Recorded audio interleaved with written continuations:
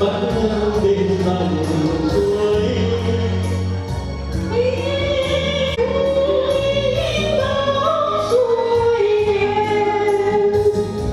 Ngân chảy qua núi em đêm bao ngày đêm vắng vẻ, bao từng mộng suối nước cao xanh sắc bóng em đỏ nắng bên nhau cùng sống vui anh em cùng đôi đần đần hoa ngày cũng ta mùa hoa từng hoa với chim ca đôi tình mình suối nước cao xanh sắc bóng em và bóng anh bên nhau cùng sống vui anh em cùng đôi đần đần hoa từng ngày cũng ta mùa xuân đần đần hoa từng ngày cũng ta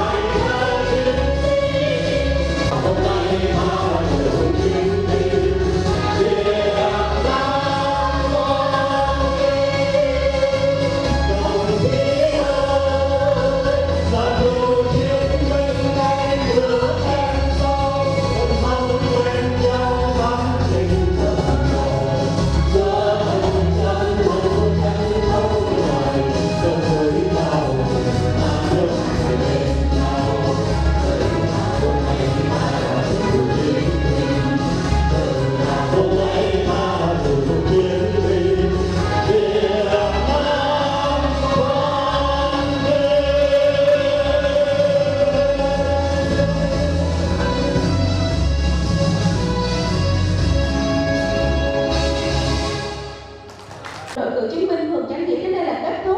Một lần nữa xin chúc quý vị đại biểu toàn thể các đồng chí chúc sức khỏe, chúc đội thành công tốt đẹp.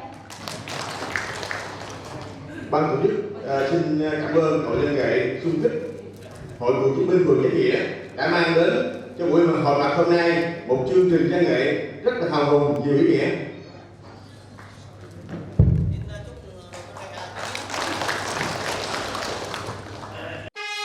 Sáng ngày 29 tháng 11, Hội Cựu chiến binh thành phố Thủ Dầu Một tổ chức kỷ niệm 30 năm ngày thành lập Hội Cựu chiến binh Việt Nam 6 tháng 12 năm 1989, 6 tháng 12 năm 2019.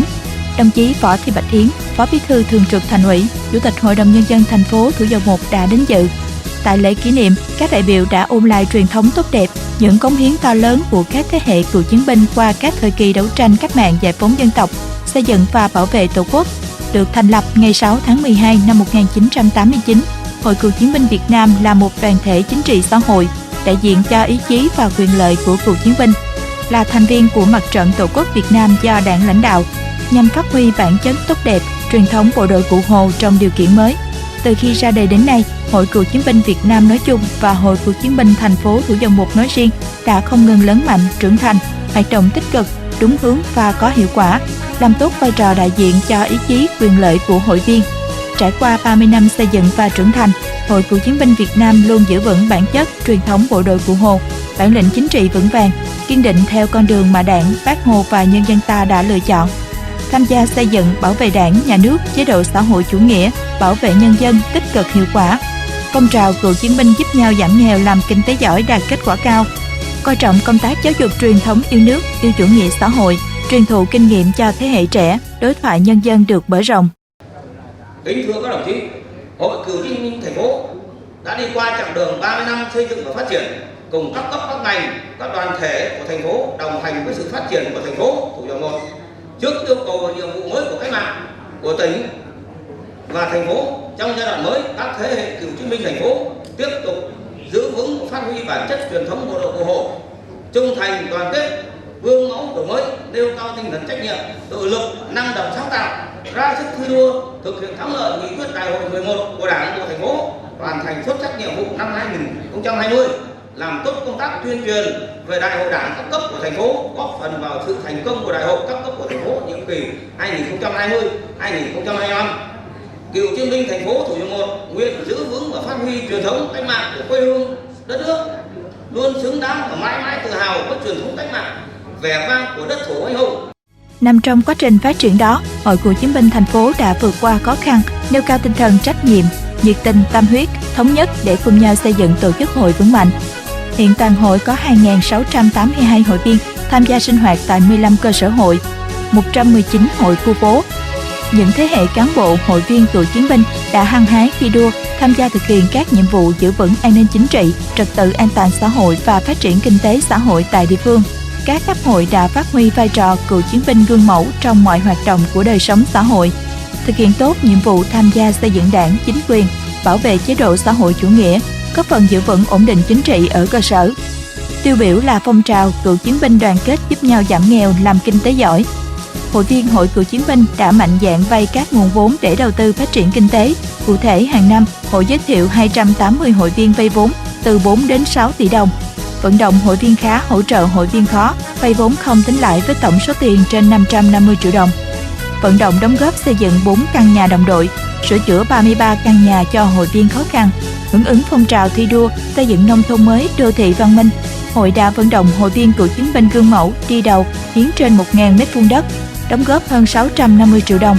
hàng trăm mét khối đá, cát, sỏi và hàng ngàn ngày công lao động làm đường giao thông, nạo vét kênh mương. Đồng thời, hội còn tích cực tham gia các cuộc vận động, các phong trào, chương trình phát triển kinh tế, văn hóa xã hội, quốc phòng an ninh tại địa phương.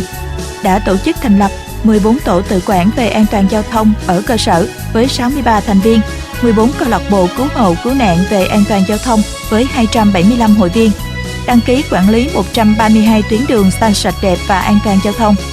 Qua đó đã xuất hiện nhiều tấm gương cựu chiến binh điển hình tiên tiến trên mọi lĩnh vực, góp phần nâng cao chất lượng cuộc sống của cựu chiến binh và nhân dân, củng cố ngày càng vững chắc lòng tin của cán bộ, hội viên đối với Đảng, với chính quyền và các cấp. Bên cạnh đó, hội còn phối hợp với đoàn thanh niên và các đoàn thể chính trị xã hội tích cực tham gia giáo dục, bồi dưỡng truyền thống yêu nước, yêu chủ nghĩa xã hội và chủ nghĩa cách mạng cho thế hệ trẻ. Phát biểu tại lễ kỷ niệm, đồng chí Võ Thị Bạch Yến, Phó Bí thư Thường trực Thành ủy, Chủ tịch Hội đồng Nhân dân thành phố Thủ Dầu Một đã biểu dương những thành tích, cống hiến to lớn của Hội Cựu chiến binh thành phố trong thời gian qua, đồng thời lưu ý một số nhiệm vụ quan trọng yêu cầu Hội Cựu chiến binh thành phố tập trung thực hiện tốt trong thời gian tới. Đó là quán triệt thực hiện tốt nghị quyết Trung ương 4 khóa 12 về công tác xây dựng, tăng cường công tác giáo dục chính trị tư tưởng, làm cho cán bộ hội viên nắm vững đường lối, chủ trương của Đảng, chính sách pháp luật của nhà nước, có bản lĩnh chính trị vững vàng, kiên định mục tiêu, lý tưởng của Đảng, tập trung đẩy mạnh và nâng cao chất lượng phong trào cựu chiến binh giúp nhau giảm nghèo, làm kinh tế giỏi, gắn với chương trình kế hoạch phát triển kinh tế xã hội của địa phương, giáo dục truyền thống yêu nước, ý chí tự lực tự cường và chủ nghĩa anh hùng cách mạng cho thế hệ trẻ và chăm lo xây dựng tổ chức hội ngày càng vững mạnh.